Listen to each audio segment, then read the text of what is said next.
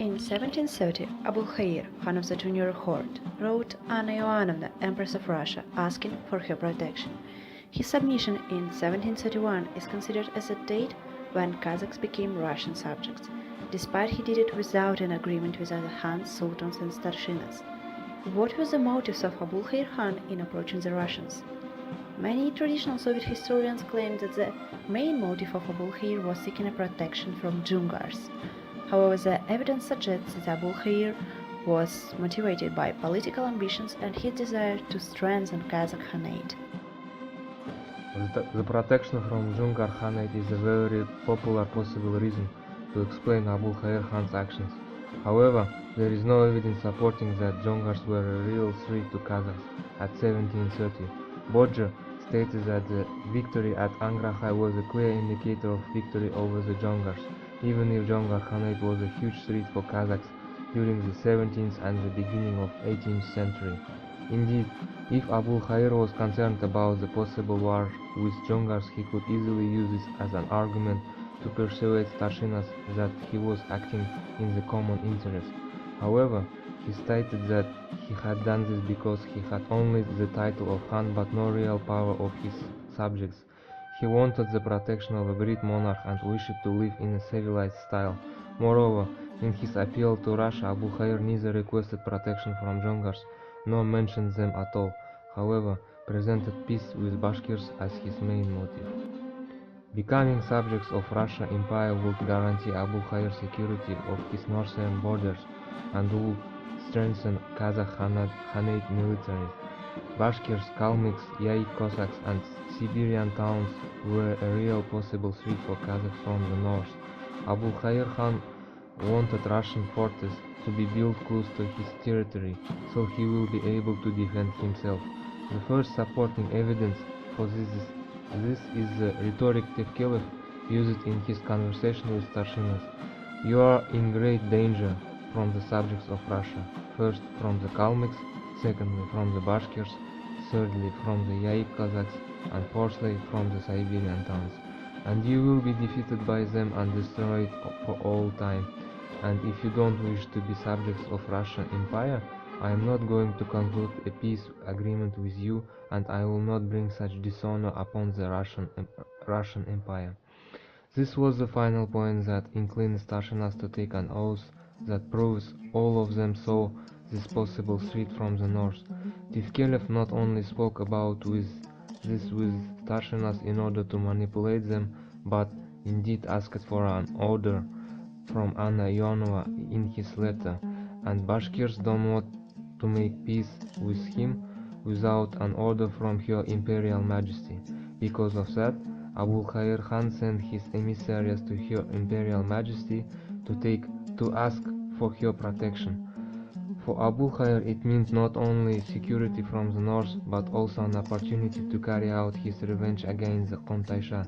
According to Bodger, Abulkhair told Tevkelev another reason for desiring Russian protection. He wanted to return Tashkent, Turkestan and Sairam, which were previously owned by his ancestors and were now in Dzungars' hands.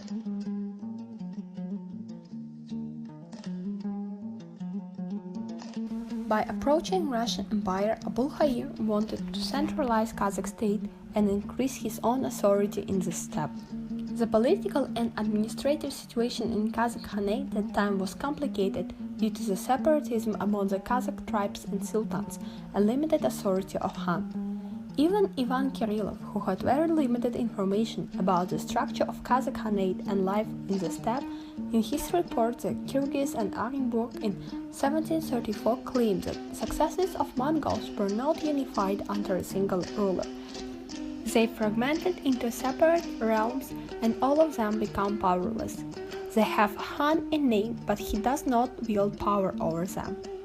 The most influential Khans as Qasim, Yisim and Tauke have already tried to unify Kazakhs. However, in 1770, when Tauke was presumably too ill to play much part in events, his future successor, Kaib, also of Jadik line, allied with Abulkhair and fought an unsuccessful battle on the river Ayagos. The defeat seems to have been caused by rivalry between the leaders. According to Bodger, some historians believe that Abulkhair was a far-sighted wise ruler with long-term interest who was expressing common folk interest and understood that lack of centralization of Kazakh Khanate will make it weaker. That evidence suggests that even if Abulkhair received the appreciation of influential elite groups in recognition of his leadership skills and successful campaigns against Dzungars, and had the support of influential Batirs like Bukimbai, Iset, and Janibek, he realized that this was not enough to win unchallenged authority as a senior Kazakh Khan or to recapture the Sirdarya towns, and that he could attain his aim only with help from outside, from Russia. Firstly, support from Russia, both by providing resources and militarily, would help Abulkhair in all possible conflicts with neighbors and opposition in the steppe. Secondly, Tevkelev provided rare products in the steppe, such as fur, as a present for Starshinas, so they can supply people and get their support. Moreover, Kazakhs continued Mongols' lateral system of a succession of power, when several Chingizids were able to claim the power. According to Bodger, Abulkhair had already faced an opposition to his supremacy over the junior and middle hordes in the face of Jatigids, Sultans Batyr and Barak. Abulkhair believed that Kazakhs should follow the structure of administration of Russian Empire. Russia and its subjects had well-established hereditary. Becoming the subject of Russia would probably bring the same structure to Kazakh Khanate, and the fact that Abulkhair made his decision alone will separate him and his children from other sultans and khans and guarantee support from Russian officials. As Tevkelev reported later, he told me why he alone, without the consent of the others, wanted to become a Russian subject. Firstly, because their khans had no power. Secondly, they were no hereditary, and Abulkhair wanted to be absolute and his children to be his heirs. Was he only motivated by his own political ambitions and desire to increase his own authority?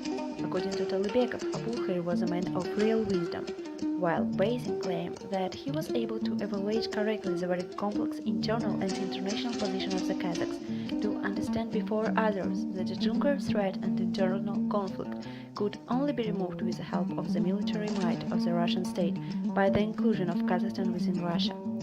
When Abulkhair firstly talked to the Starshinas, he stated that his real motives also includes bringing development to the state. I live as if among animals. We never know to what extent these words represent his real motives. However, becoming a subject of Russia indeed brought a lot of changes in the administrative system of Kazakh Khanate and overall life in the steppe. Through planned reforms, Abulkhair intended to create such a state system that could provide a high degree of controllability of nomadic population by the ruling monarch, the ability of society to effectively resist the military aggression of strong neighbors. In this essay, we discussed possible motivations of Abulkhair Khan to become a subject of Russian Empire. Firstly, he might look for protection from other Russian subjects in order to secure his nation and northern borders, and in addition to this gain, an opportunity to increase his military capacity in the south. Secondly, he might be wanting to centralize Kazakh state, either due to altruistic beliefs or because of his own political ambitions. Moreover, all of these reasons are not mutually exclusive, and as it usually happens, Abulkhair might have several reasons to make such a decision.